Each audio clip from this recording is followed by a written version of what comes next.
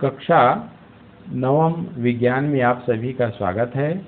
आइए आज हम न्यूटन के गति का द्वितीय नियम, इसका गणितीय रूप F बराबर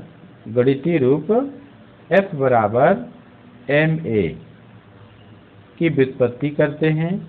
आइए सबसे पहले हमें नियम समझना होगा कि न्यूटन की गति का द्वितीय नियम क्या है। तो यहाँ पर देखिए, किसी वस्तु के संवेग में परिवर्तन की दर उस पर आरोपित बल के समानुपाती अर्थात अनुक्रमानुपाती होती है और यह परिवर्तन बल की दिशा में ही होता है। आइए इस नियम को गणितीय रूप में हम व्यक्त करने का प्रयास करते हैं। ठीक है, तो सबसे पहले हमें मानना होगा कि माना कि m द्रव्यमान की कोई वस्तु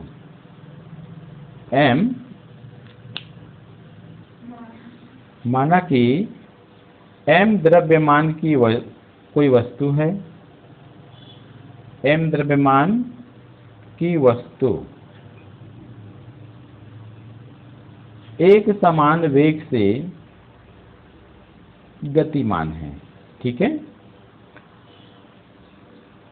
तब गति के प्रथम नियम से उस वस्तु पर नेट बल, उस वस्तु पर आरोपित नेट बल या लगने वाले नेट बल का मान 0 होगा। ठीक है, तथा वस्तु का प्रारंभिक संवेग, वस्तु का प्रारंभिक संवेग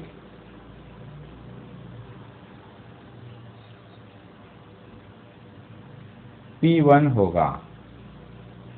अर्थात इसको हम ऐसे लिख सकते हैं, संवेग p1 बराबर m गुणित u, जहाँ पर u जो है वस्तु का प्रारंभिक वेग है।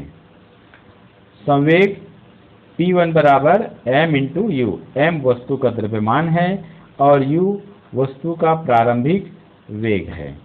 तो इस प्रकार से इसको हम समीकरण 1 नाम दे सकते हैं। अब यदि ध्यान दीजिए, अब यदि उस गतिमान वस्तु पर एक बाह्य बल F, यहाँ पर लिख देंगे बाह्य बल F t समय तक लगाया जाता है, t समय तक लगाया जाता है, जिससे उस वस्तु का अंतिम वेग v हो जाता है, अंतिम वेग v हो जाता है। ठीक है, तथा संवेग या कह सकते हैं अंतिम संवेग p2 हो जाता है, p2 हो जाता है। अर्थात अंतिम संवेग के लिए p2 बराबर यहाँ पर हो जाएगा m इंटू v, यहाँ पर m वस्तु का द्रव्यमान है और v अंतिम वेग है। इसे हम समीकरण 2 मान लेते हैं।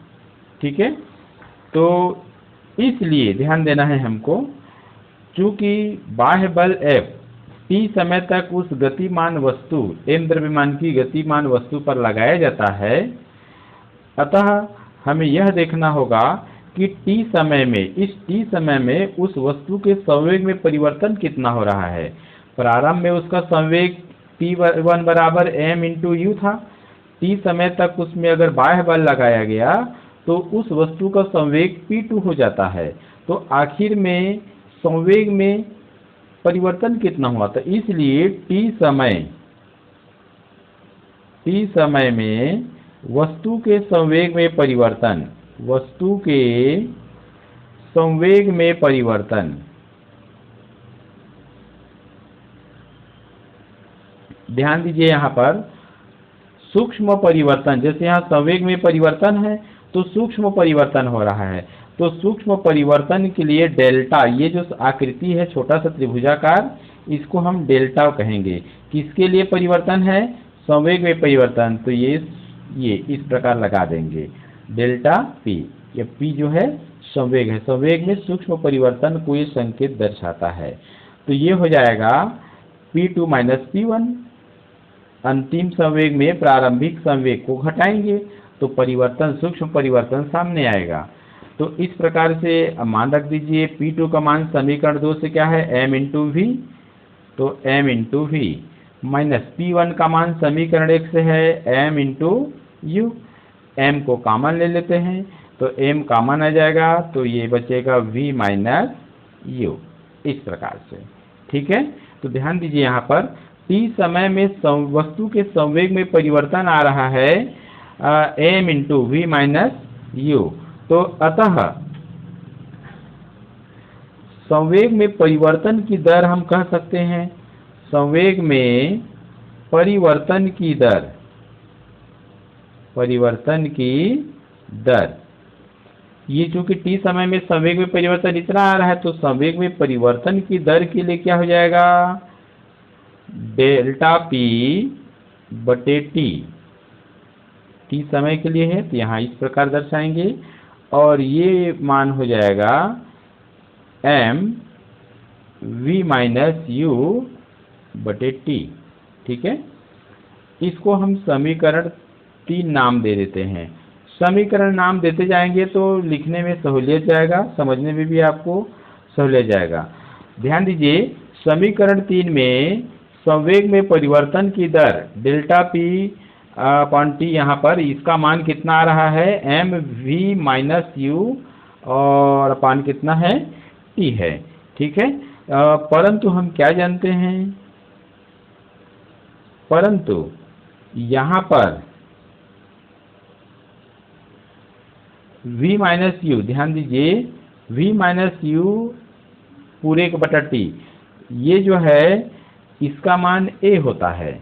ध्यान यहाँ पर देखिए a है त्वरण, अंतिम वेग में प्रारंभिक वेग को घटा रहे हैं यहाँ पर t के सापेक्ष, तो वेग में परिवर्तन की दर, तो वेग में परिवर्तन की दर को त्वरण कहते हैं। तो यहाँ पर v माइनस यू पूरे बटा टी है बराबर a होता है, इसको समीकरण 4 नाम दे दीजिए। तो अब यहाँ पर समीकरण 3 और समीकरण 4 से, अब समीकरण 3 व 4 से यहाँ पर ध्यान से देखेंगे आप तो संवेग में परिवर्तन, संवेग में परिवर्तन की दर,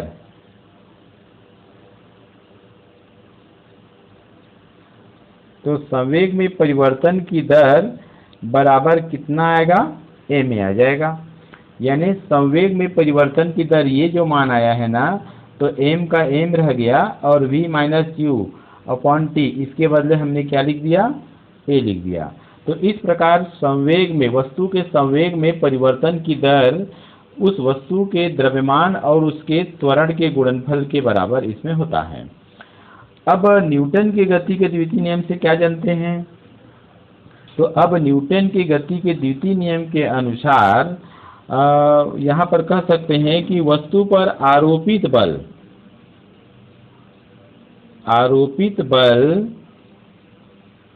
अनुक्रमानुपाती होता है किसके, संवेग में परिवर्तन की दर के, संवेग में परिवर्तन की दर के ऐसे।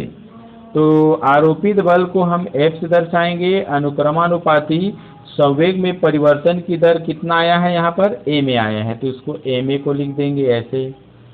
ठीक है, यहाँ पर अनुक्रमानुपाती का चिन्ह है, इसको हटाएंगे, बराबर चिन्ह आ जाएगा तो यहाँ पर k आ जाएगा। यहाँ पर k जो है अनुपातिक नियतांक है, तो k इंटू ma, इसको हम समीकरण 5 नाम दे देते हैं। विशेष ध्यान देना है यहाँ पर k का जो मान है, k वास्तव में अनुपातिक नियतांक है। इस k का मान बल F, वस्तु के द्रव्यमान m और उत्पन्न त्वरण a के मात्रकों पर निर्भर करता है k का मान। ठीक है, अब यदि ध्यान दीजिए, अब यदि ये मान लेते हैं कि एकांक द्रव्यमान मतलब m बराबर 1, एकांक द्रव्यमान की वस्तु पर एकांक बल यानी F बराबर 1 मान लेते हैं। लगाने पर वस्तु में एकांक त्वरण उत्पन्न होता है तो A बराबर 1। इस प्रकार से एकांक त्वरण अर्थात A बराबर 1 उत्पन्न हो जाता है। तब समीकरण 5 में इन मानों को रखेंगे। समीकरण 5 से आइए रखते हैं मान को,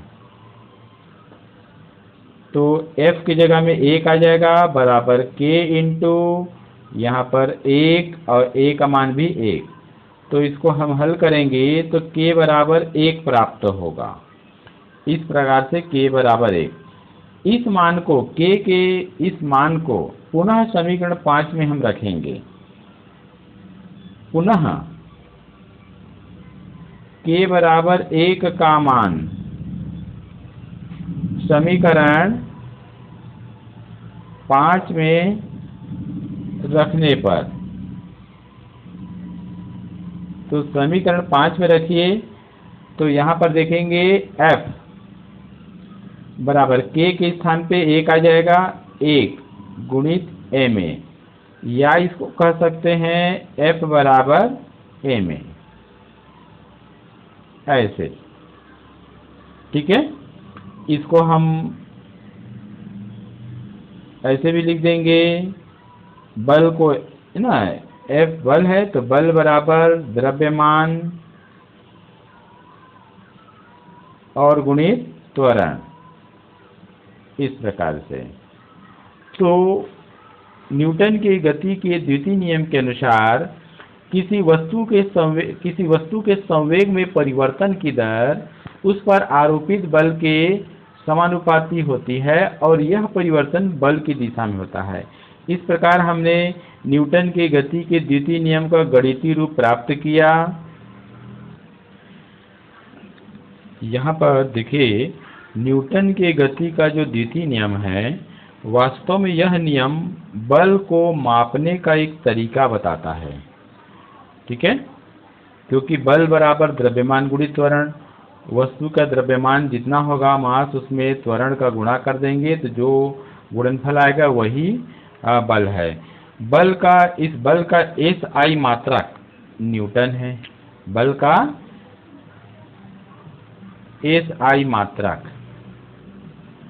न्यूटन है। यहाँ पर देखिए, द्रव्यमान का मात्रक SI पद्धति में किलोग्राम है और त्वरण का मात्रक है SI पद्धति में मीटर प्रति सेकंड स्क्वायर। तो 1 किलोग्राम गुणित मीटर प्रति सेकंड स्क्वायर बराबर हम 1 न्यूटन कह सकते हैं। उसको हम N से दर्शाते हैं 1 न्यूटन को, तो ये 1 न्यूटन बल हो गया। तो इस प्रकार यहाँ पर देखते हैं कि न्यूटन की गति का द्वितीय नियम, इस नियम की सहायता से गति के प्रथम और द्वितीय नियम भी व्युत्पन्न किए जा सकते हैं।